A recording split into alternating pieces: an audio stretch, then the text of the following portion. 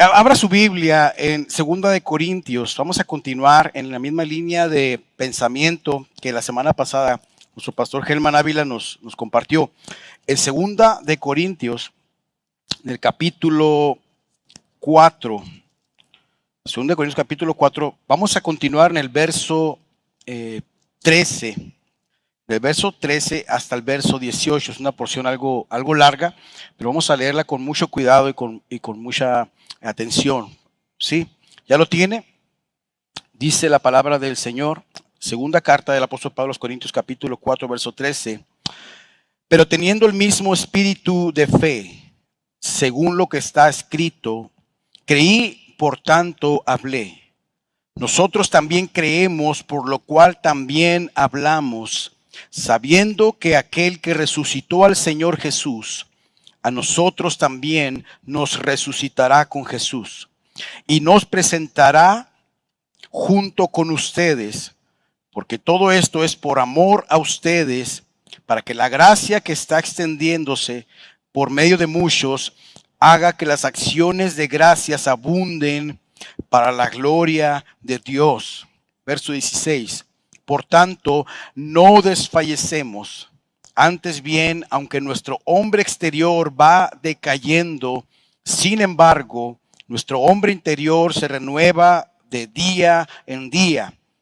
Pues esta aflicción leve y pasajera nos produce un eterno peso de gloria que sobrepasa toda comparación, al no poner nuestra vista en las cosas que se ven, sino en las que no se ven, porque las cosas que se ven son temporales, pero las cosas que no se ven son eternas.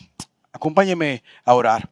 Señor de la gloria, hoy estamos delante de ti. Te hemos adorado, te hemos exaltado, hemos bendecido tu hermoso nombre. Hoy estamos aquí delante de ti en debilidad, reconociendo nuestra necesidad de ti, Señor, sabiendo que somos vasos de barro, somos personas débiles, pero tenemos un Dios poderoso. Y hoy estamos delante de ti para rogarte en el nombre de Jesús que tú bendigas nuestras vidas con tu palabra. Que tu palabra sea para nosotros en esta mañana como un bálsamo a nuestro cuerpo, Señor. Que nos levante, que nos anime, que nos exhorte, que nos sostenga, que fortalezca nuestra fe para que podamos continuar por este camino, Señor, hasta el momento en que tú nos llames a tu presencia y vivir esta vida cristiana siempre con la esperanza de que tú un día nos resucitarás para morar para siempre contigo, Señor. Te damos gracias, te pido que ayudes a mi vida, Señor, que me des la habilidad, la sabiduría para poder compartir con tu iglesia tu palabra. En el nombre de Jesús, amén y amén. ¿Puede ocupar su lugar? Gracias a Dios por su palabra, por todo lo que Él está haciendo. El título de este sermón es La fe que persevera en la aflicción. Y el propósito de este sermón, con la ayuda de Dios, es que nuestra fe en el Señor sea fortalecida al meditar en las hermosas promesas de la gloria futura que nos espera. Al final del sermón, si no entendió nada de lo que dije, al menos que su fe sea fortalecida de alguna manera. Amén. Pero le pido a Dios que me ayude para poder compartir con usted su palabra. Si hay algo seguro en esta vida, hermanos, son las aflicciones. Ya sean de menor o mayor tamaño, de diferentes facetas, diferentes formas, duración, etcétera. Pero todos los que están aquí en este lugar, todos en algún momento de su vida experimentaron, están experimentando o van a experimentar algún tipo de aflicción. A lo mejor no todas las aflicciones serán con la misma intensidad, como el hecho de ser un mártir por la causa del evangelio. A lo mejor nadie de nosotros vamos a sufrir martirio, no lo sabemos, pero lo que sí es seguro es que tendremos aflicciones. Jesús mismo en su evangelio dijo: en el mundo tendréis aflicción, pero confiad en mí porque yo he vencido al mundo. Las aflicciones forman parte de la vida de los creyentes. La cosa es que algunos creyentes sienten que desmayan, pierden las esperanzas, se rinden, pero otros perseveran, aún en las circunstancias más terribles. ¿Por qué? Es la pregunta. ¿Qué es la razón de que algunos creyentes se mantienen firmes y otros quieren claudicar? Algunos se mantienen en fe, algunos siguen confiando y otros parece que se quieren rendir, que quieren tirar la toalla, que no quieren continuar. A mí me llama mucho la atención la vida de los puritanos. Hace algunos pocos años empecé a interesarme en leer a los puritanos. Fueron un movimiento cristiano o evangélico por ahí de los años 1600, 1700, un poco antes tal vez. Estos hombres piadosos, estos hombres llenos de gracia, con una gracia de Dios para escribir tratados teológicos, para componer cantos, para hacer tantas cosas impresionantes, a pesar del contexto en el que vivieron de la historia. Estos hombres fueron muy prolíficos y hasta el día de hoy nos siguen bendiciendo con sus escritos. Y cuando tú analizas la vida de los puritanos, es asombroso ver cómo vivían ellos su vida cristiana. Y comparados quizá con ellos, nosotros seríamos pequeñitos creyentes comparado con el tamaño de la fe que estos hombres tenían. Y es interesante ver sus vidas. Yo les recomiendo que si te puede leer algún libro de John Owen, de John Flavel, de John Bunyan, lo haga porque va a ser de mucha bendición para su vida. Estos hombres vivieron un contexto histórico muy complicado, porque en el tiempo que ellos vivieron no había medicina, los avances médicos estaban muy comenzando, la gente moría hasta por una gripe, en los partos las mujeres al dar a luz también morían, la esperanza de vida era muy poca, así que la muerte estaba muy relacionada con ellos, con su forma de vivir. Ellos tenían una perspectiva de lo eterno muy impresionante. Esa misma forma de vivir, así el peligro de muerte constantemente por morir, porque te encajaste una astilla en el dedo y se te infectaba y como no había penicilina podías morir por eso. Bueno, ese tipo de cosas los hacían a ellos poner su vista en lo eterno. Profundamente hablar siempre de las cosas que estaban por venir, esperando la gloria de Cristo que se manifestara en sus vidas en el momento en que ellos partieran de este lugar. Así que, por ejemplo, la vida de John Owen, uno de los puritanos más importantes, llamado también el príncipe de los puritanos. Este hombre dice que se casó con una mujer llamada Mary Roque, o Roque, no sé cómo se diga, no sé, estoy apenas en ese proceso de aprender inglés. Dice que tuvo ella 11 hijos, pero solo una hija llegó a la edad adulta. 10 de sus hijos murieron siendo niños por alguna enfermedad, por alguna complicación médica, por algún accidente. Y me impresionó cuando yo leí eso de la vida de John Owen, porque cuando tú lees sus libros, o puedes leer, he leído un libro de él, pero cuando tú lees el libro, tú no vas a encontrar lamento, tristeza en sus palabras, desesperanza, como que no quiere vivir porque perdió 10 hijos. Pero esos hombres estaban muy relacionados con la aflicción y aún así perseveraban en el camino.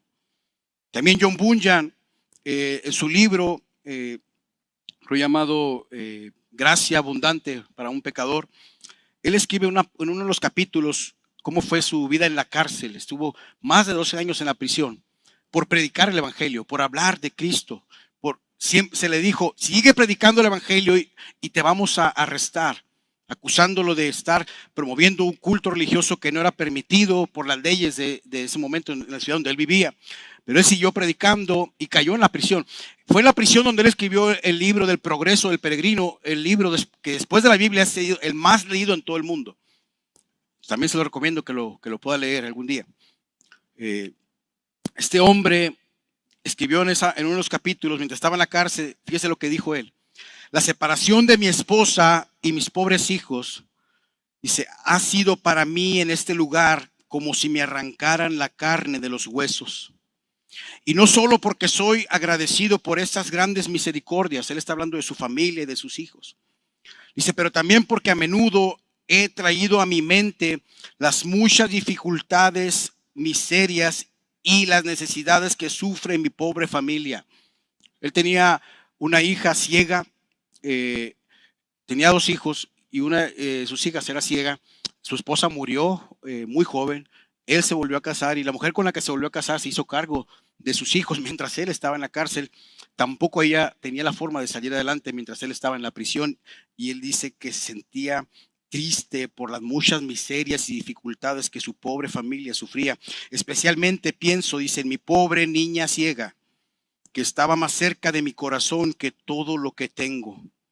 Pensando en todas las dificultades que mi hija ciega podría pasar, me rompe el corazón en pedazos. Pero aún así, escribió Bunyan, desde una celda de la prisión, debo arriesgarlo todo por Dios. Hoy, dice, en esa condición soy como un hombre derribando su casa sobre la cabeza de su esposa e hijos. Aún así concluí, es lo que tengo que hacer, es lo que tengo que hacer. Hermano, nosotros no hemos pasado por nada de eso. Yo creo, no sé, algunas veces podemos experimentar dificultades, pero lo que este hombre experimentó fue terrible. Lo que es impresionante es la fe que ellos tenían en el Señor a pesar de esas circunstancias.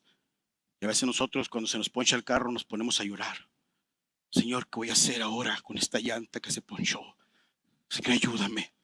Oh, Señor, ayúdame, Señor, porque mira, se me salió un juanete en el pie y ahora ¿qué voy a hacer? No voy a ponerme guaraches en el calor, ¿qué voy a hacer? Y a veces uno ve a la gente y angustiada por cosas pequeñas. Es una exageración, pero a veces las cosas pequeñas de la vida nos desanimamos.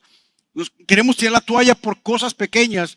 Y si uno pudiera observar un panorama más amplio de los hombres de Dios, las mujeres de Dios que han vivido a través de la historia, que han sufrido cosas terribles y aún así perseveraron en la fe, eso nos serviría a nosotros de aliento para no desanimarnos por una cosa pequeña que nos está ocurriendo.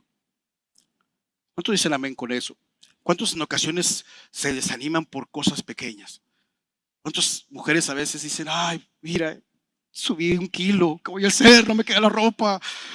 Ayúdame, Señor, no voy a ir a la iglesia. Me voy a ir a la iglesia hasta que baje ese kilo para poder ponerme la ropa. Gente por cosas pequeñas se desanima, se desalienta. Estos hombres nos pueden enseñar a nosotros cómo perseverar en la aflicción. Ese propósito de este sermón y de lo que Pablo nos va a compartir, o lo que el Espíritu de Dios nos va a hablar a través del escrito del apóstol Pablo en esta mañana. El apóstol Pablo sigue argumentando. Si usted recuerda la semana pasada, él dijo que nosotros somos vasos de barro. Somos vasos de barro, dice, y lo glorioso estado que hay dentro del vaso.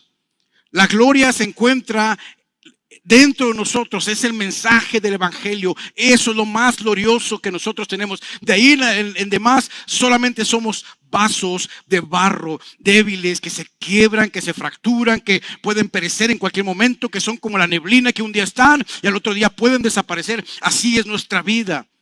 Por eso dice Pablo que ha estado en aflicción, que ha estado en peligro de muerte, que ha estado muchas veces en enfermedad, en muchos peligros pues de gente que lo quería matar y cosas por el estilo.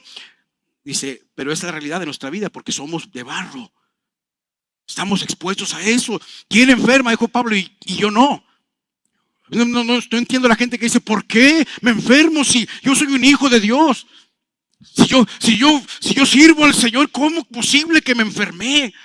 Como si el enfermarte o no enfermarte fuera algo que Dios prometió cuando tú fueras salvo.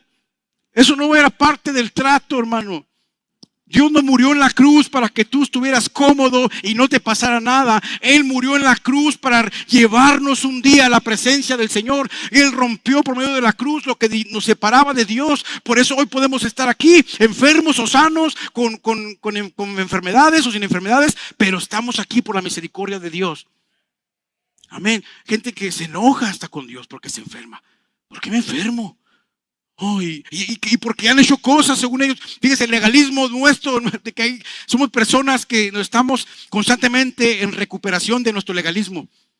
No se va eso. ¿No le ha pasado a usted en ocasiones que usted ora en la mañana y tuvo un devocional y luego sale y algo pasa en su día y luego piensa, pues si oré, nunca oro y ahora que oro me choco? ¿Cómo? Todos somos legalistas en recuperación. Pensamos que por orar por haber hecho un devocional. Dios tiene la obligación de cuidarnos y que nada malo nos pase. Eso es una mentira, eso es un absurdo, eso no es parte de lo que Dios ha prometido en nuestra vida. Él prometió: en el mundo tendréis aflicción, pero confiar en mí porque yo he vencido al mundo. Eso es lo que Él ha dicho. Entonces el apóstol Pablo argumenta eso y lo hace porque los superapóstoles que predicaban el evangelio falso a los corintios, que estaban infectando esa iglesia, que estaban cuestionando el llamado del apóstol Pablo, ellos sí predicaban de salud y riqueza. Así que la doctrina de la prosperidad que escucha hoy usted en algunos púlpitos, desgraciadamente, no es algo nuevo. Es lo mismo. Satanás solamente recicla las falsas doctrinas y siguen apareciendo con otra vestidura, con otra máscara, pero es la misma cosa de siempre. Esos superapóstoles promovían la riqueza, promovían la salud, y tú tienes que ser próspero porque Dios estaba contigo, y tú tienes que ser rico porque Dios murió por tus pecados para que tú fueras enriquecido. Mentira del diablo. Eso no es verdad, eso es una herejía, hermano, y gente cree esas cosas. Y escuchan y wow, se sienten bien. Salen de esas reuniones motivados porque les han dicho que son campeones y van a tener éxito en sus negocios. Y ahí están los pobres hombres esperando que se saquen la lotería algún día. Y lo único que saca la lotería son los que lo predican.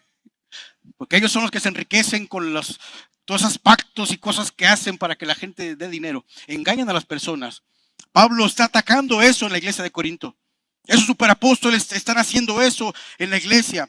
Esas falsas enseñanzas influenciaban a los corintios a confiar y a gloriarse en sí mismo. Por eso Pablo en llevarlos a ubicarlos: ustedes no son grandes, ustedes son vasos de barro. Ustedes no son lo más importante, no son la última Coca-Cola del desierto. El mundo no gira alrededor de ustedes, no. Ustedes son simplemente vasos de barro. Eso es lo que son, aunque les duela, aunque se ofendan. Por eso que el evangelio verdadero ofende a las personas. Que nos gusta que nos digan cosas bonitas, que nos motiven, que nos hablen, que nos digan que hay grandeza en nosotros y que somos campeones y todas esas falsas cosas que se predican por ahí. No vamos a decir nombres porque lo que tenemos que atacar es el argumento. Y eso es lo que hoy estamos haciendo. No crea esas falsas enseñanzas. Somos vasos de barro. La gloria se encuentra en lo que hay dentro de nosotros por medio de Jesucristo. Eso es lo glorioso, hermano. Así que la razón por la cual el apóstol recuerda que solo somos vasos de barro, que decía ahorita, es por eso que él ataca eso. Y ellos es como les poncha el globo, ¿verdad? Ese es el trabajo del predicador a veces. Que tú estás emocionado por una idea que traes y luego la palabra de Dios te truena el globito, te ubica, ¿verdad? Te baja de la nube, ¿verdad? Donde andas, ¿verdad? Muchas veces Dios ha hecho eso en mi vida, no sé si lo ha hecho en tu vida a través de la palabra. Te ubica, te pone en perspectiva, te dice: no vueles, no pienses. Por eso dice: nadie tenga más alto concepto de sí que el que deba tener, pero piense de sí con cordura. Te ubica, te dice: no, tú eres esto. Pero es glorioso y es hermoso que a pesar de ser vasos de barro, tierra que desvanece, Dios ha puesto sus ojos en nosotros para salvarnos y para tener misericordia de nosotros. Eso es algo hermoso y debemos estar agradecidos a Dios por eso. Ahora, ¿qué es lo que debe motivar nuestra fe? ¿Qué es lo que debe impulsar nuestra fe? Y en el verso 13 que leímos ahorita, lo primero que debe impulsar nuestra fe es lo que está escrito en su palabra. Lo que está escrito en la palabra, lo que Dios ha revelado en su palabra, debe ser la principal fuente de nuestra fortaleza en la aflicción. ¿Usted escuchó el texto que se leyó ahorita en la mañana en la oración? El Salmo 119, en especial el verso 50, donde dice que estaba en la aflicción, pero su palabra lo sostuvo. David decía: yo estaba en aflicción, pero tu palabra me sostuvo, tu palabra me consoló. ¿Se da cuenta? Es lo que está escrito. Verso 13 dice: pero teniendo el mismo espíritu de fe, según lo que está escrito, creí, por tanto hablé. Nosotros también creemos, por lo cual también hablamos. Comienza Pablo diciendo: teniendo el mismo espíritu de fe. Ahora, ¿qué significa esa frase de tener el mismo espíritu de fe? No está haciendo una alusión al Espíritu Santo. Está haciendo una alusión, o está hablando más bien de la actitud de fe. Lo que el salmista creía, porque él está citando el Salmo 116. El apóstol Pablo está citando el Salmo 116 al decir eso a los corintios, haber escrito estas palabras. Y teniendo el mismo espíritu de fe, teniendo la misma actitud que tenía el salmista, lo que está diciendo. Lo que el salmista sentía, lo que el salmista creía, yo también lo tengo. Eso me dice a mí que el apóstol Pablo era un hombre que leía las escrituras. La Biblia que ellos tenían en la iglesia primitiva era la Septuaginta, el Antiguo Testamento traducido por los griegos. Y eso es lo que ellos leían, la Septuaginta. Y él leía esa Biblia, y en la Biblia del apóstol Pablo decía lo que dicen las otras Biblias también. Nosotros leemos Salmo 116, también David dice, o el salmista, perdón, no fue David que lo escribió, me parece. Pero el salmista dice, creí, por lo cual hablé. Creí, dice, aunque estaba muy afligido. Creí, aunque estaba pasando por el problema. Usted lee todo el Salmo 116. Pablo no está sacando de contexto ese pasaje, porque si usted lee el Salmo, comienza diciendo, yo estaba muy abrumado. Te doy gracias a Dios porque Él siempre me oye. Yo estaba al borde de la muerte. Me rodeaban lazos de muerte, tristeza, desesperación. Dice, pero aún aunque estaba muy afligido, creí. Pablo dice lo mismo. Nosotros podemos estar muy afligidos, muy llenos de problemas, muy oprimidos por cosas que pasan en nuestra vida, pero creí. Pablo, yo estaba muy afligido, estaba muy desesperado, pero aún así seguí creyendo, continué creyendo. Así que Pablo está diciendo la misma actitud, yo el mismo espíritu de fe, la misma fe que tenía el salmista, yo la tengo también, está diciendo el apóstol Pablo. Creí, dice, por tanto, hablé. Ahora el apóstol Pablo dice, según lo que está escrito. Tiene el mismo espíritu de fe, según lo que está escrito. El apóstol ve a través de la escritura una interpretación de su condición, hermano. Él puede ver el sentido de su experiencia. Porque el salmista decía, te ruego, Señor, salva mi vida. Estoy muy afligido. Y el salmista se identifica con la palabra de Dios, que es lo mismo que nos pasa a nosotros cuando leemos la Biblia. Usted abre su Biblia y empieza a leer un salmo o alguna parte de la escritura y usted puede identificarse con lo que está leyendo, y Dios trae consuelo a su alma cuando usted lee la palabra de Dios. Cuando usted lee las historias del Antiguo Testamento, cuando usted lee los evangelios, Dios le hace que se identifique de alguna manera. El Espíritu de Dios trae convicción en nuestro corazón mediante la palabra de Dios para que podamos apropiarla a nuestra vida y esta palabra nos consuele. Por eso dice Pablo, lo que está escrito. Pablo se identifica con el salmista en su convicción, sabe que Dios actúa de acuerdo a su palabra. Dios actúa de acuerdo a su palabra. Por eso es necesario que tú vayas a la palabra. Tú necesitas acercarte a la escritura. Tú no puedes ser consolado. Tu fe no puede crecer si tú no te acercas a la escritura. Si tú no tienes comunión con la palabra de Dios, tú no puedes crecer en tu fe. Las tormentas de la vida te van a ahogar, te van a asfixiar, te van a destruir si tú no te acercas a la escritura. El apóstol Pablo cita la palabra de Dios cuando está pasando por esas circunstancias. Es lo mismo que hoy nosotros tenemos que hacer, ir a la palabra de Dios. Cuando tú vayas a consejería, lo primero que vas a encontrar es la palabra de Dios. Fuera de la palabra de Dios no hay nada. Tú vas a un psicólogo, allá vas a encontrar ideas y todo lo demás. Si tú vas a una consejería cristiana, tú vas a escuchar la palabra de Dios para que tu vida sea fortalecida.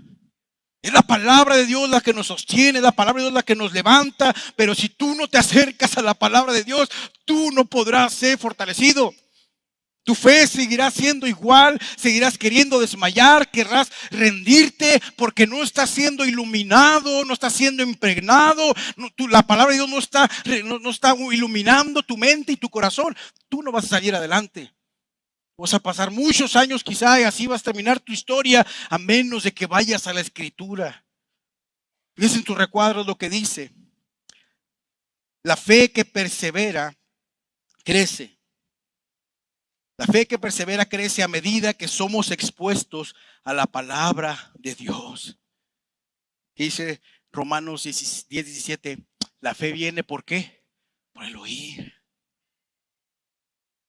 El medio más efectivo para reforzar nuestra fe por la palabra de Dios es invertir tiempo en ella.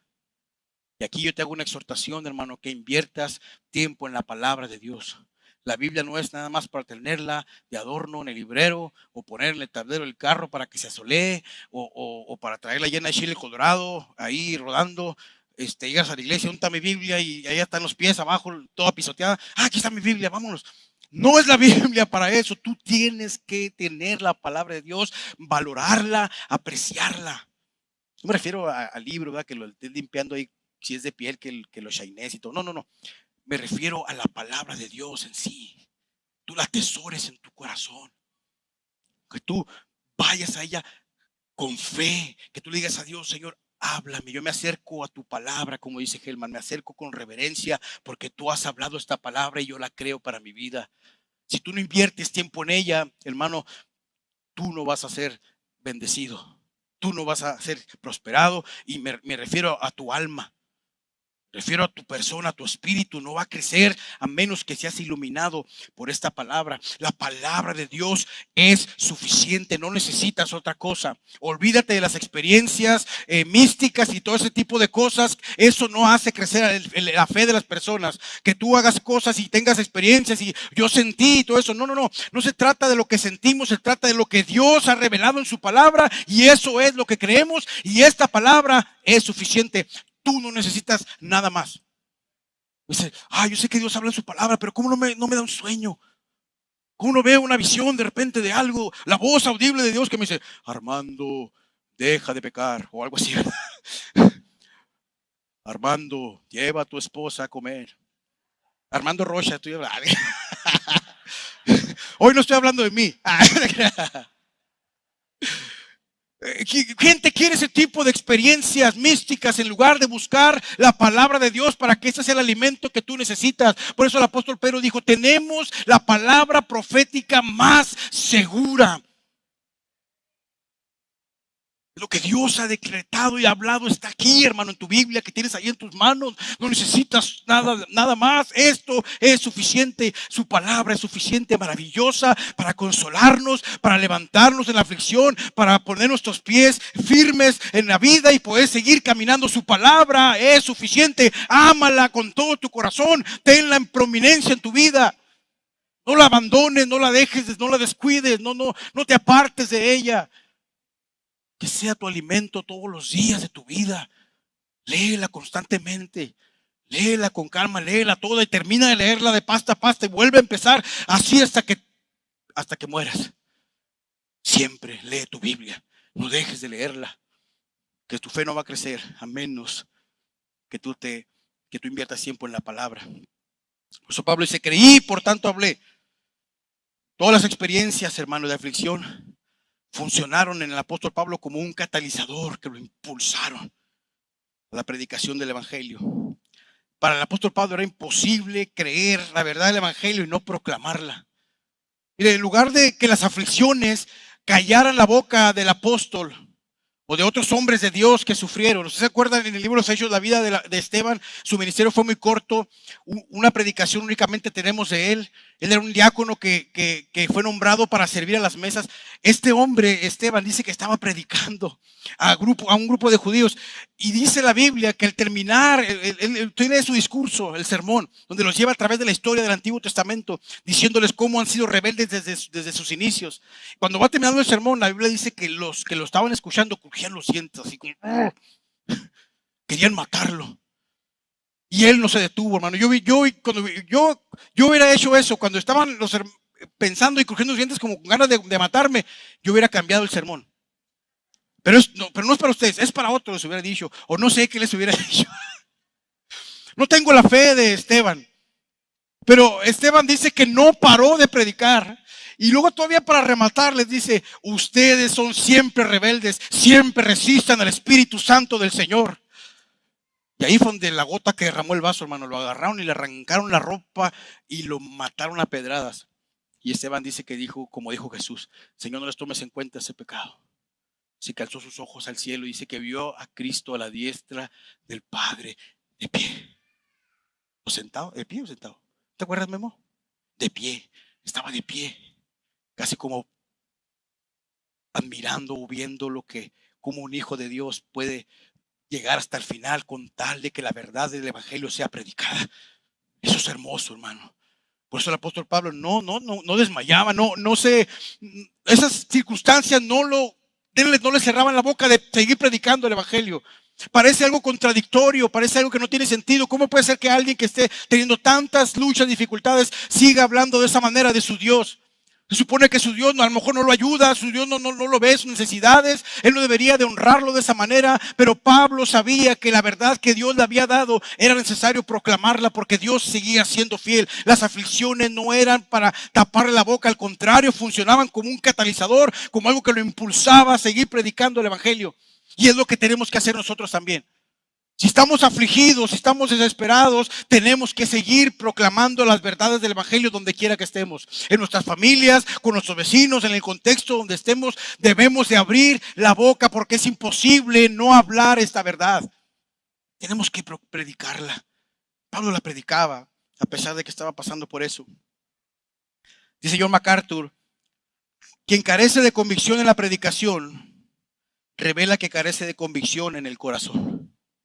Mire, si yo me paro aquí y luego le digo, bueno, pues aquí dice la Biblia que, bueno, no estoy seguro si dice o no, o Cristo resucitó. Yo creo, no lo vi, pero ahí dice, entonces, ¿usted me va a creer a mí? Si no, pues ni yo mismo me creo a mí mismo. Cuando tú vas y hablas de Cristo y dices, bueno, debo hablarte de Cristo que murió por ti y resucitó y bueno, no sé. Mire, si tú careces de convicción, si tú no crees lo que tú sabes, mira, es como un vendedor. Déjeme tratar de explicar esta idea. Una vez iba a comprar yo algo y luego me paré, me llamó la atención lo que vendían ahí y cuando está el vendedor así nomás como en el mostrador, así como pasando el tiempo, y llegué, yo me paré y empecé a mirar y yo empecé a ver lo que estaba vendiendo y era así como que, ay, y luego le pregunté cosas de los artículos, oye, ¿qué con esto? Y dice, mira, si yo fuera tú no lo compraba. Si tú quieres comprarlo, pues cómpralo. Y le dije, miraste, o sea, si el mismo que supone que vende las cosas no cree en sus productos, no menos yo. Y no, resulta que ese señor se había metido nomás ahí a descansar y el dueño se había ido y él nomás estaba ahí. No se crea, no sé. No se crea. No. Pero a veces uno se topa con esas cosas, hermano. Tú tienes la verdad del evangelio en tus manos, dentro de tu corazón. Tú sabes y crees con todo el corazón por medio de la revelación que Dios ha traído por su Espíritu Santo, que esta es la verdad de Dios. Y si tú tienes esa convicción, entonces con esa misma convicción tú tienes que hablar el evangelio. No dudando, no creyendo que no es realidad, no pensando que esto es falso, no. Con la convicción de que realmente esta es la palabra de Dios, yo tengo que hablar a las personas. Por eso Pablo dice, creí, por tanto hablé. Lo que creía lo tuve que decir porque no podía quedarme callado. No podía cerrar la boca porque esta verdad que tengo es realidad. Eso es lo que hacía. Miren, cuando Jesús resucitó, los primeros cristianos cambiaron su actitud totalmente.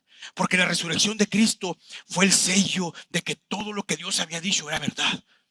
Y por eso usted ve en la historia escritos antiguos historiadores cómo los cristianos murieron por causa del nombre de Cristo. ¿Cuál fue la fuerza que los hizo sostenerse en las hogueras cuando eran comidos por las bestias, cuando eran apedreados? ¿Qué era lo que los sostenía? ¿Sabe qué era? La verdad. No podían quedarse callados, no pueden decir no es cierto, no resucitó, no, resucitó porque yo lo vi resucitado y si tengo que morir por eso, pues que muera porque no puedo decir que no, porque yo sé que Cristo resucitó. Y nosotros tenemos esa misma convicción porque el Espíritu Santo la ha plantado en nuestras vidas. ¿Qué pasaría si estuviéramos en esos contextos donde nuestra vida corriera peligro? A lo mejor ahorita se nos hace imposible, pero yo estoy seguro de una cosa, que como somos sus hijos, el Espíritu Santo de Dios nos va a fortalecer, nos fortalecería para soportar lo que sea porque amamos y creemos esta verdad. Así es, hermano. Y no nada más en el martirio, porque ahí vivimos vidas piadosas. Porque queremos agradar a Cristo. ¿Sabes por qué? Porque esto es verdad.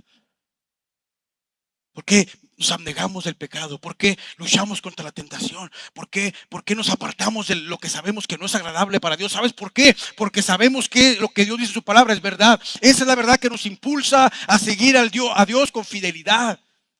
Porque lo que está escrito es verdad. Creí, por tanto hablé.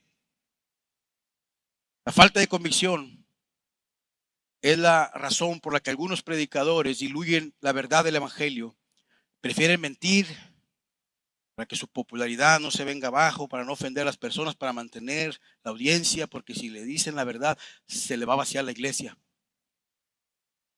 Vamos a predicar el evangelio, ¿estás seguro que vas a hacer? Porque cuando empiezas a predicar el evangelio, se te va a ir la mitad de la congregación.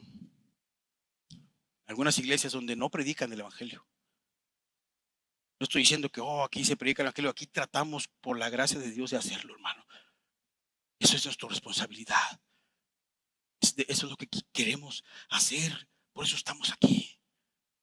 No se trata más que de Dios y de su evangelio y de su gloria.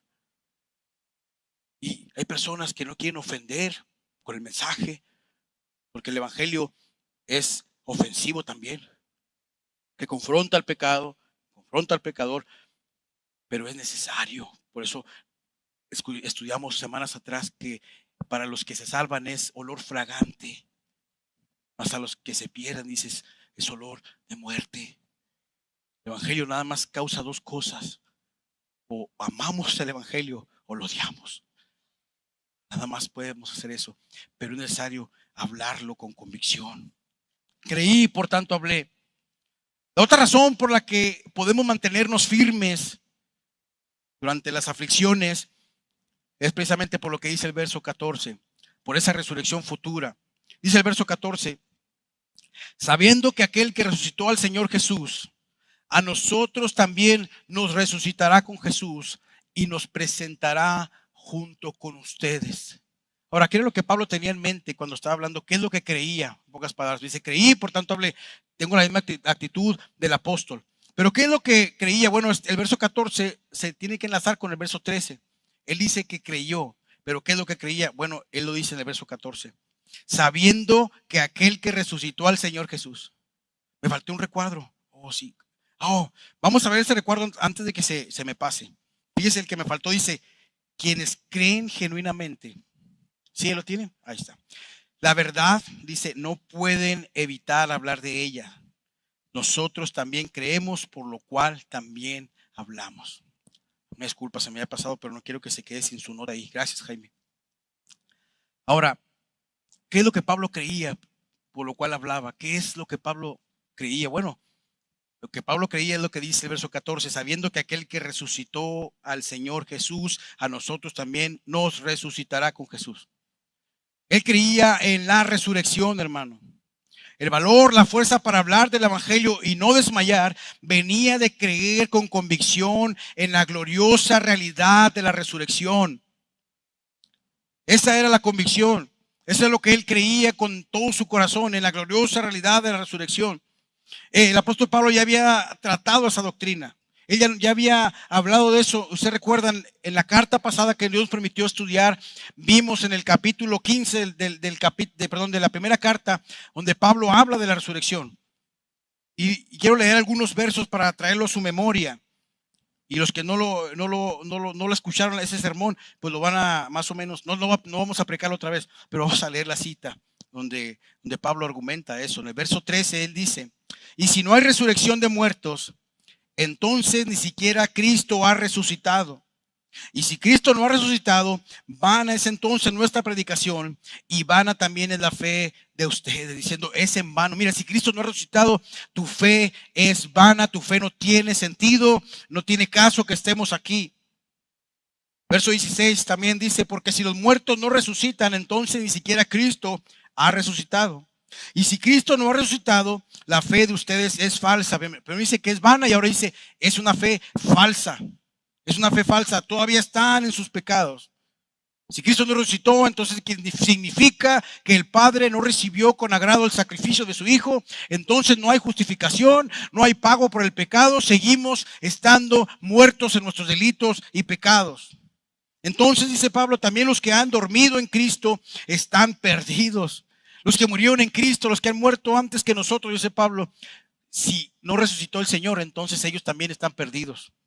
Si hemos esperado en Cristo para esta vida solamente, de todos los hombres, dice, somos de todos los hombres los más dignos de lástima. ¿Te das cuenta?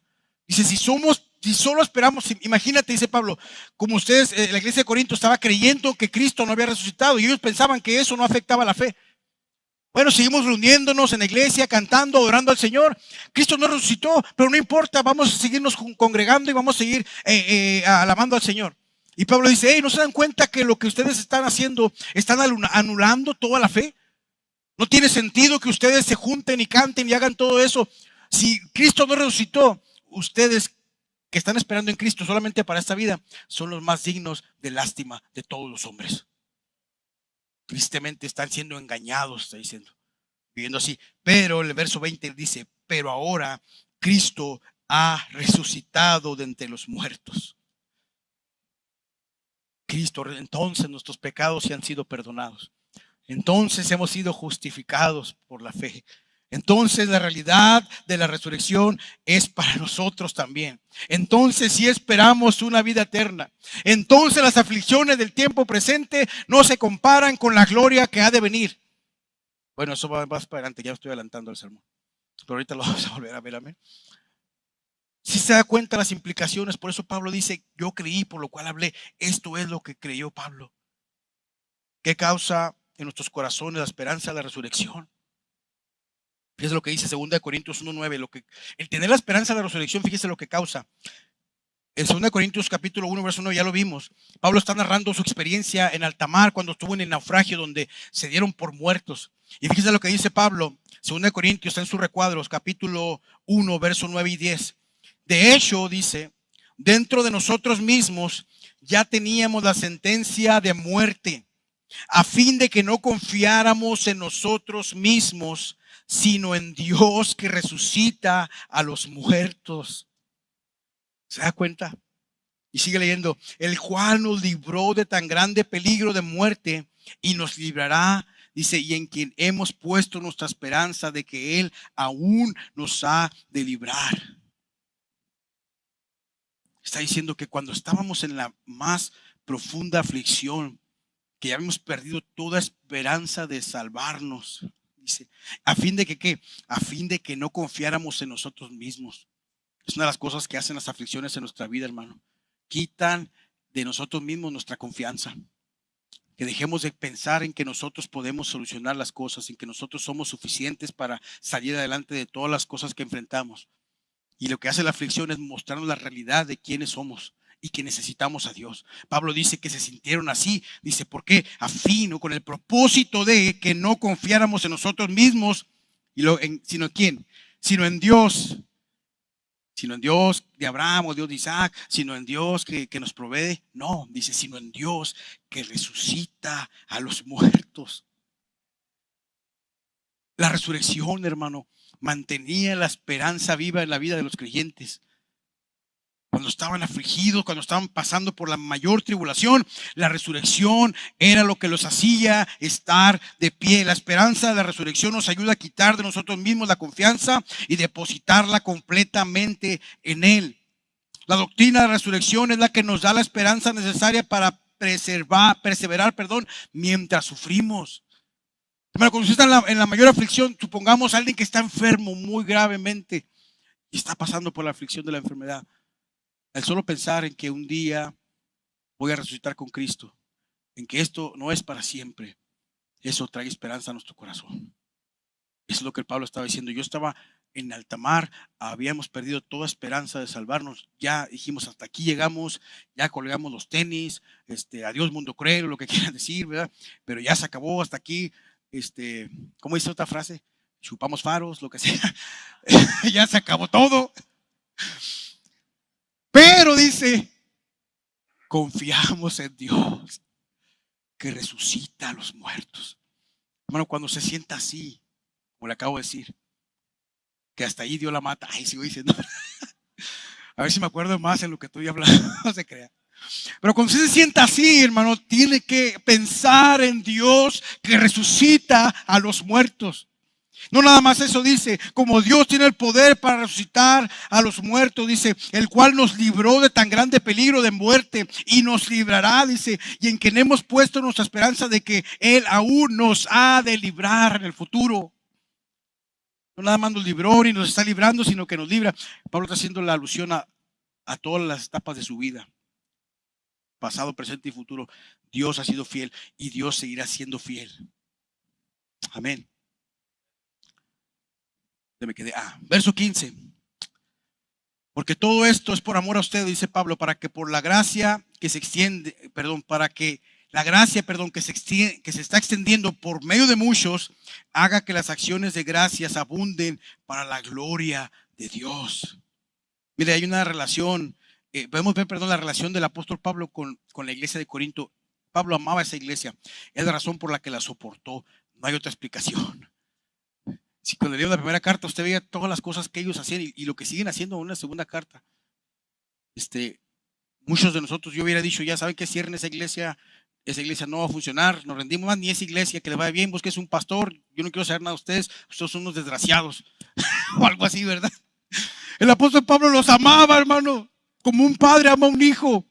Como veces los hijos pueden ser ingratos, pueden ser desleales con nosotros, pero aún así ahí están sus padres amándolos.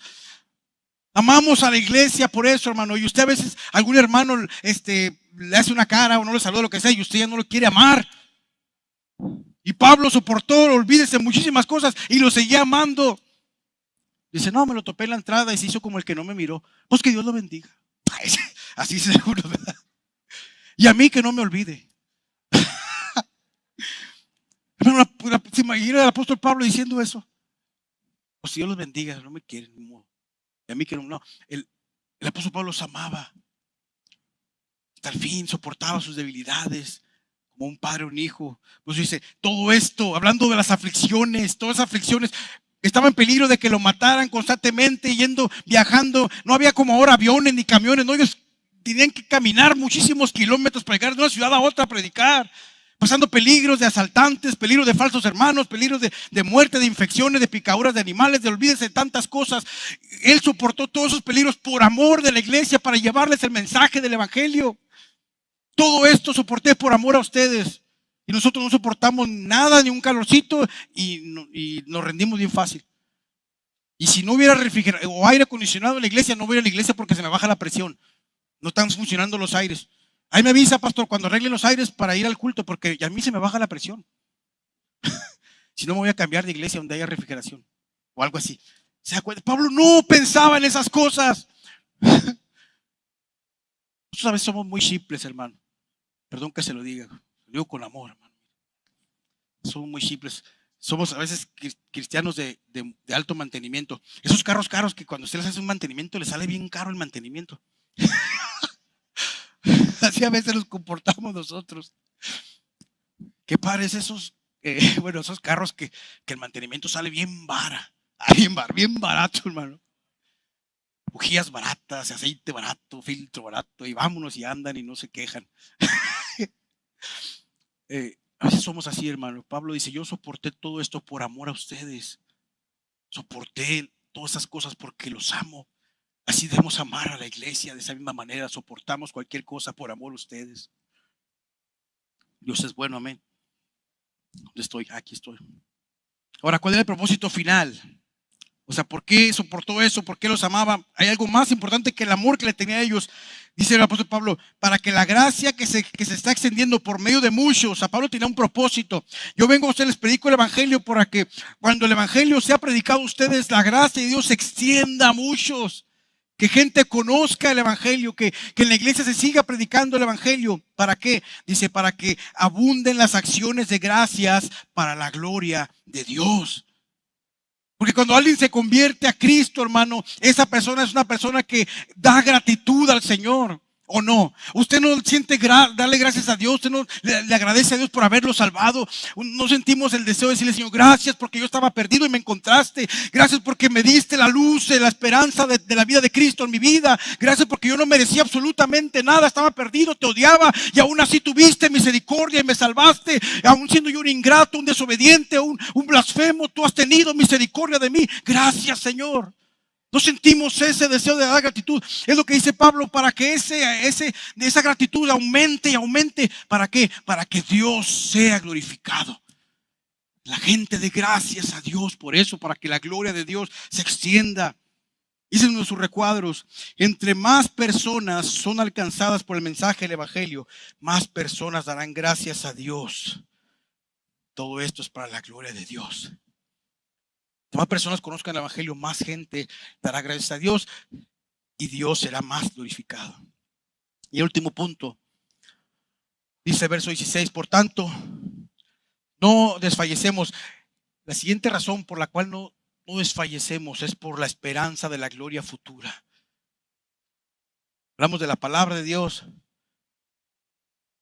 hablamos también de la resurrección futura y hoy vamos a hablar al final de la gloria futura. Verso 16 dice, por tanto, no desfallecemos. Antes bien, aunque nuestro hombre exterior va decayendo, dice, sin embargo, nuestro hombre interior se renueva de día en día. Por tanto, dice el apóstol Pablo, no desfallecemos. Esa palabra, no desfallecemos. La Nueva Traducción Viviente dice esa frase como, es por eso que no nos damos por vencidos. Lo que está diciendo Pablo. No desfallecemos, no nos damos por vencidos, no nos rendimos. Por eso no nos rendimos.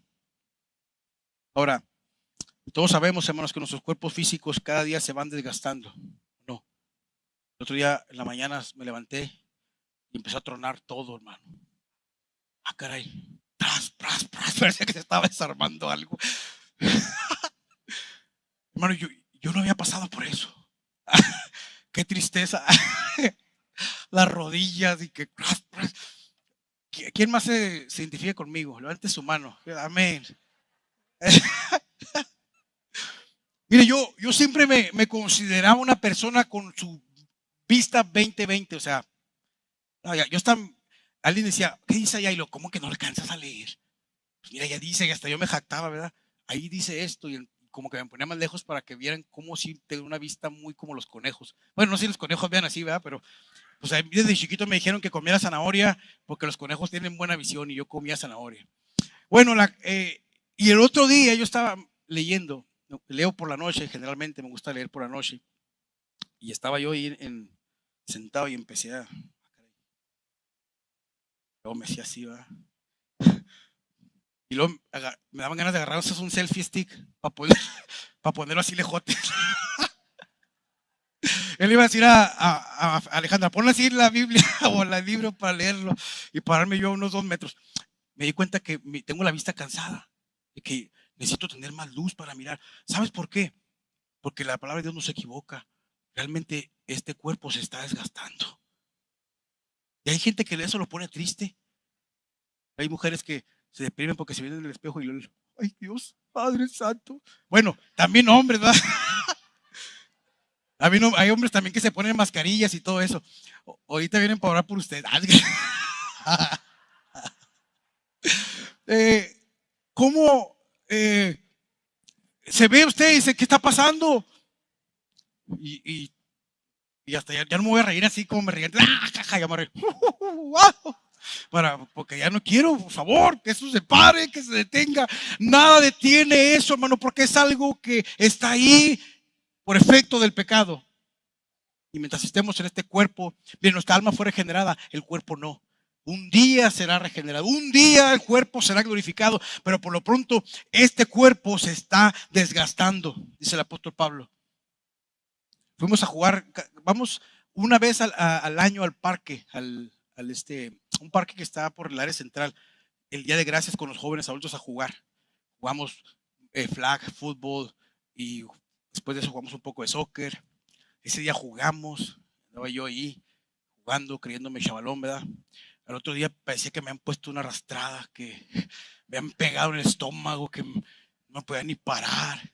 Y apenas me estoy recuperando a ver si llego para el otro año. A ver si el año que entra puedo volver a jugar. Y es cuando te das cuenta que el cuerpo se está desgastando, hermano. Pablo dice, por tanto no desmayamos, pero dice Pablo, no desmayamos. Antes bien, aunque nuestro hombre exterior se va desgastando, va decayendo, dice, nuestro hombre interior se renueva de día en día. Ahora, ¿cuál es la razón por la cual no desmayamos y nos renovamos de día en día, hermano? Porque esto es hermoso. Dice que nos renovamos de día en día. ¿Sabe por qué, hermano? Cada día somos renovados por la obra del Espíritu Santo en nuestras vidas. Cada día estamos siendo transformados de gloria en gloria. Mire, mientras de afuera vamos decayendo, lo de adentro se va vivificando. Vamos creciendo en gloria. Es hermoso ver cómo no éramos los hombres que éramos antes, hermano. Usted puede ver hacia atrás de su comienzo en caminar con Cristo. Usted ha crecido de alguna manera, no sé si mucho o poquito o como sea, pero ha habido un progreso. Porque como dice la palabra, como escribió Pablo en Filipenses, el que comenzó la buena obra la perfeccionará hasta el día de Jesucristo. Dios está haciendo algo en nuestros corazones. Cada día el Espíritu Santo que está dentro de nosotros nos va vivificando, nos va transformando a la imagen de su Hijo Jesucristo. De tal manera que entre más somos viejos, entre más estamos pasando el tiempo, más nos parecemos a Cristo, lo que es el apóstol Pablo. De adentro nos vamos vivificando. Imagínate si tú no has sido un buen esposo o un esposo más o menos, y ahí va Dios trabajando en tu vida. Qué triste, bueno, no sé si es triste, qué bueno, pero cuando ya estemos bien viejitos, ya vamos a estar más o menos mejor. Pero ya mi esposa ya no me va a querer dar un beso, no sé, ¿verdad? Si ya voy a estar más viejito, pero la voy a amar más, hermano, como Cristo amó a la iglesia. Si me explico, nos vamos pareciendo más a Cristo. Es lo que dice el apóstol Pablo, se está vivificando nuestro espíritu dentro de nosotros. En su recuadro dice: es por eso que, mire, es por eso por lo que no debe haber razón para el desánimo. Porque no importa lo que pase con el físico, lo espiritual en nosotros siempre puede y debe florecer. Eso es lo más hermoso que tenemos, hermano. No importa lo que le pase a este cuerpo, hermano. Este cuerpo cada día nos va a dar más lata. Cada día se va a poner un poquito más débil y todo eso que le acabo de decir. Pero siempre podemos florecer en lo interior, hermano, en el espíritu. Gracias a Dios por eso. Esta realidad es únicamente para los que han puesto esperanza en Jesucristo como su Salvador. Mire, el incrédulo no puede decir lo mismo. Esto no es una realidad para el inconverso. Al contrario, el inconverso, entre más pasa el tiempo, está más cerca de la muerte eterna. El incrédulo no se está vivificando. Por eso es importante que si tú hoy estás aquí y tú no has puesto tu fe en Jesucristo, tú creas en el Señor, porque tu cuerpo un día ya no te va a dar para más. Tú necesitas entregarle a Cristo tu vida para que Él te salve y tu espíritu se vivifique cada día. Esa es una promesa para nosotros que hemos confiado en el Señor. ¿Cuántos confían en Cristo? Aquí tenemos el contraste que no tiene comparación. El verso 17, fíjate lo que dice: pues esta aflicción leve y pasajera nos produce un eterno peso de gloria que sobrepasa toda comparación. Ahí Pablo está diciendo que sus dificultades y sus sufrimientos son leves y de poca duración, es lo que está diciendo. Esto es leve y de poca duración. No se preocupen, esto Pablo, no importa, esto es pequeño y no va a durar para siempre. No para siempre vamos a estar enfermos, no para siempre vamos a estar esclavizados, no siempre tendrás una enfermedad. Un día Dios nos liberará de este cuerpo enfermo. Va a dar un cuerpo glorificado, hermano. Sin gastritis, sin nada de eso que termina en itis. Completamente. Pelo y toda la cosa. Todos greñudos, vamos a estar allá, hermano. Unos de más, yo tengo muchos aquí en las cejas, me las tengo que quitar poquito porque de repente no me dejan ver. No sé en el cielo cómo van a ser, ¿verdad? Pero lo que sí estoy seguro, hermano, es que este cuerpo ya no nos va a dar problema. Este cuerpo no nos dará problema un día. Entonces ahorita batallando y te angustia porque te sientes triste porque tu cuerpo no te da. Quisieras hacer más cosas, pero sientes que el cuerpo no te da para más. No te angusties, no desfallezcas. Dale gracias a Dios porque mientras tu cuerpo se está envejeciendo, tu espíritu se está vivificando. Tú estás creciendo por dentro, aunque por fuera nos estamos desintegrando. De realidad, hermano. Pero eso es una gloriosa esperanza. Es algo hermoso. Ahora, Pablo hace ese contraste que no tiene comparación. Las tribulaciones que experimentamos son infinitamente pequeñas comparadas con la gloria eterna que esperamos. Bueno, cuando meditamos en lo eterno, todas las dificultades que estamos atravesando se hacen pequeñas. Cuando tú tienes una perspectiva eterna en tu mente y en tu corazón, cuando tus ojos están puestos en el cielo, en la gloria de Cristo, en lo que está por venir, todas las dificultades de este mundo se tienen que desvanecer. No tienen comparación cuando los contrastas con la gloria que nos espera en la eternidad. Lo que dice Pablo, cuando tú pones en la balanza, el pesa muchísimo más la gloria que nos espera en lo eterno que lo que hoy estamos experimentando. No tiene comparación. Lo que dice Pablo, pon tus ojos en lo eterno, en lo que es, en lo que no se ve. Ahorita vamos a volver, si ya me estoy adelantando otra vez. Siempre me adelanto, pero ahí voy. Ve lo que dice Romanos 8:18. Pablo también hablando, pues considero que los sufrimientos de este tiempo presente no son dignos de ser comparados con la gloria que nos ha de ser revelada. No son dignos de ser comparados. O sea, diciendo no son dignos, no tienen comparación. Sufrimientos. El verso 18, ya para cerrar. Al no poner nuestra vista en las cosas que se ven, sino en las que no se ven. Pues las cosas que se ven son temporales, pero las que no se ven son eternas. Aquí somos invitados nuevamente a poner nuestros ojos, nuestra vista en lo celestial. Perspectiva de lo eterno. Nos invitan a no poner nuestros ojos en las cosas las cosas que se ven. Ahora, ¿cuáles son las cosas que se ven? El texto dice que son temporales, dice Pablo. Las cosas que se ven, dice, son temporales. Usa la palabra temporales. Tú lees el original, el que fue escrito, la palabra que usa es proskairos. Esta palabra tiene el sentido de las cosas que no duran, que están destinadas a perecer. Todo lo que no es eterno. Eso incluye también nuestras ideas, nuestros logros temporales, etcétera, etcétera. Nuestras casas, todas las cosas que puedas tú pensar que se ven. Pues todo lo que se ve, dice el apóstol Pablo, es temporal. Se va a acabar. Nada de esto va a permanecer. Por más que lo amemos o más que lo apreciemos, por más que nos guste, no es eterno. Se va a desintegrar, lo que dice el apóstol Pablo. No pongas tu vista en esas cosas. Al escribir la carta, al escritor de la carta no le importaban, hermano, los encantos del mundo pasajero. No le interesaba acumular fortuna, tener una casa, una mansión, una carrera prominente. Este hombre a los ojos del mundo era un fracaso. Pablo podía haber llegado muy lejos, hermano. Pero Dios se le aparece, Cristo se le aparece en el camino y le cambia toda la historia. Puede haber seguido su camino como estando en el Sanedrín, siendo quizá el principal de la sinagoga, escalando políticamente en el mundo conocido en ese tiempo, pero él decide, Dios lo atrapa y lo alcanza y le cambia la historia. Y a los ojos del mundo este hombre era un fracasado, porque él no buscaba esas cosas que sí buscaban los superapóstoles. Hay personas que sí buscan esas cosas, que sí se afanan, que sí se esfuerzan por eso.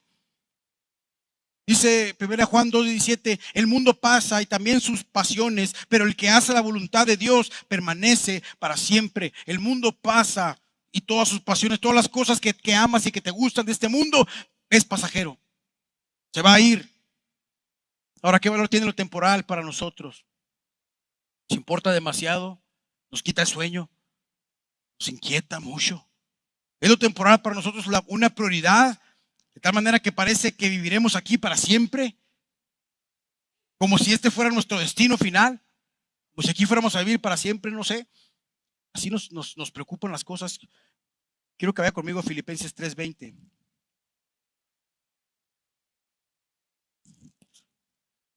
Filipenses 3:20 y 21 dice, porque nuestra ciudadanía, escuche esto, nuestra ciudadanía está en los cielos, de donde también ansiosamente esperamos un Salvador, el Señor Jesucristo, el cual transformará el cuerpo de nuestro estado de humillación en conformidad al cuerpo de su gloria por el ejercicio del poder que tiene aún para sujetar todas las cosas a Él mismo. ¿Se da cuenta? Nuestra ciudadanía no es en esta tierra. No haga un campamento aquí, no piense, hay gente que ha escuchado, Señor, no vengas todavía porque quisiera hacer esto. No me he casado, Señor, no vengas, no me lleves todavía porque quiero acabar, déjame acabar mi carrera de perdida, o déjame tener hijos, o permíteme cumplir este sueño y luego ya vienes por mí, como si fuera peor estar en el cielo que estar aquí, como si cualquier cosa de esta tierra fuera mejor que la gloria que nos espera en el futuro. En conclusión, hermano, la fe que persevera en la aflicción es la que está cimentada en la gloria eterna que esperamos. No es simplemente, hermano, el hecho de que resucitaremos un día, que eso ya es algo glorioso. Pero no es eso lo más maravilloso, hermano. Lo más maravilloso es que veremos a Cristo el Señor en todo su esplendor, en toda su majestad y en toda su gloria. Eso es lo más hermoso, hermano. Dame un aplauso fuerte al Señor. Eso es lo más glorioso. Mire, si aquí me esfuerzo lo suficiente, quizá gane el mundo. Pero allá tendré a Cristo. Y Él pesa más que todas las cosas creadas, hermano. Dijo un predicador, si tomas todas las constelaciones del universo, todas las planetas y los soles que existen en todo lo que nos alcanza la mente a entender, y lo pones en una balanza y pones a Cristo del otro lado, Cristo vale más que todo. Cuando no tenemos otra cosa, solo tenemos a Cristo, pero Él es suficiente. Es lo más hermoso, hermano. Lo que nos espera al otro lado de la gloria es que ahora vemos a Cristo como velado, porque no todavía la palabra de Dios nos dice, vemos como por un velo, como por un espejo, pero entonces veremos tal y como Él es. Gloria a Dios, hermano. Oremos. Señor, te damos gracias, Padre. Gracias por tu palabra. Gracias por lo que tú has hablado en nuestros corazones. Gracias, Señor, porque a pesar de las circunstancias que podemos atravesar, la esperanza que tu palabra nos da de la gloria futura, de la resurrección, nos consuela, Señor. Y que esta palabra pueda ser usada por nuestras vidas en el momento de la aflicción. Que podamos sostenernos de ella para no desmayar, Señor. Damos gracias y te bendecimos por eso. En el nombre de Jesús. Amén y amén.